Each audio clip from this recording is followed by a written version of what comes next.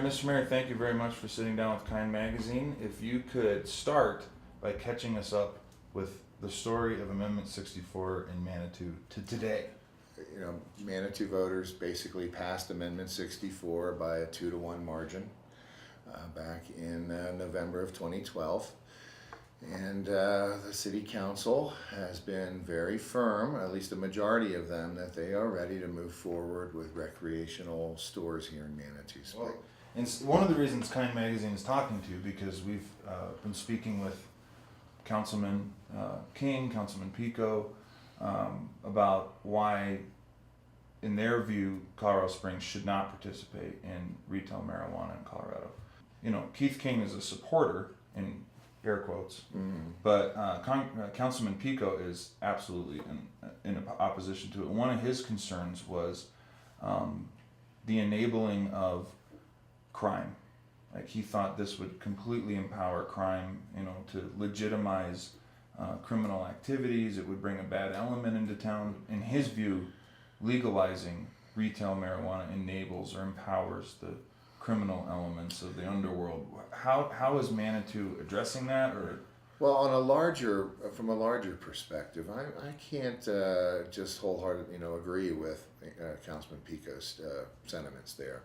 I think one of the main driving forces for the passage of Amendment 64 was to try and eliminate some of the black market activities that are happening, and the idea being if we have legal opportunity to purchase marijuana, recreational marijuana, that should have a debilitating and effect on the black market.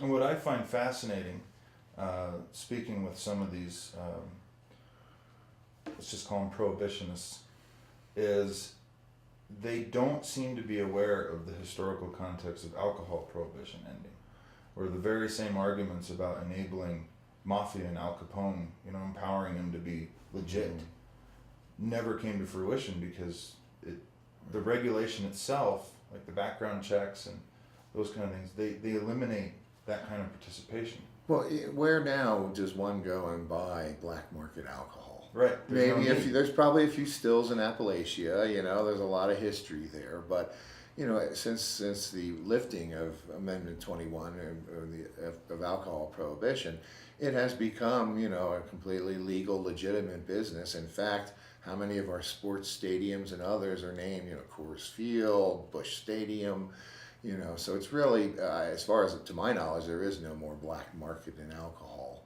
other than, like I said, maybe a few stills here and there. Colorado has a very interesting history.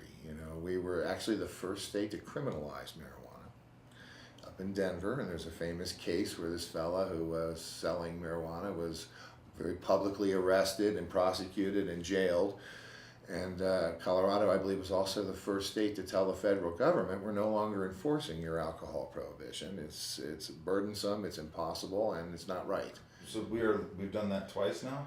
Apparently we are repeating history in that way. Wow. So back to the numbers question, what kind of numbers were being bandied about in order to sell this idea? Bottom line is we had estimated about $170,000 from 2 recreational stores operating for 1 year in Manitou Springs. But I think what we're seeing from other jurisdictions is that's probably on the low side. Really low. And it might even be so much that we could add a 0 to that if things were really... Well, here's some hard numbers that we got from a dispensary owner yesterday. She grossed $1 million in sales between January and the end of March, first quarter, and paid out over $200,000+ in taxes to the state. And that was just in her first quarter. I think that Manitou's looking at a boom, and you don't like using that word, boom or boom, but you're going to be the only municipality in the entire southern Colorado region between North Pueblo and Denver and Alma. Denver, right. Or west, you anyone can go to can Alma. even come to. If they can do those kind of numbers, what are 2 stores in this size? El Paso County is the largest county in Colorado. Most populous county, yes. And you're going to be serving that. Well, and I've heard from some of these owners of these recreational stores that they can't wait for Manitou Springs to open because they're getting a lot of traffic up there.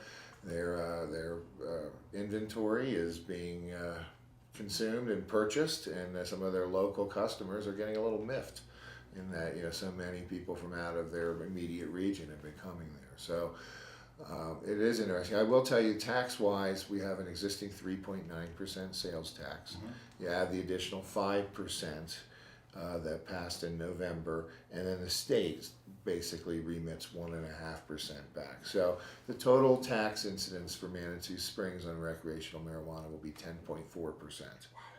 So you know, of course, nobody knows how much sales will occur, but the potential is for a considerable amount of revenue. So how about local law enforcement's concerns or lack thereof? What are you hearing from the police chief in terms of this prep? You know, I talk to a lot of people involved in education, in high school, in the school districts, and I talk to a lot of people in law enforcement, and they tell me the situation right now is untenable.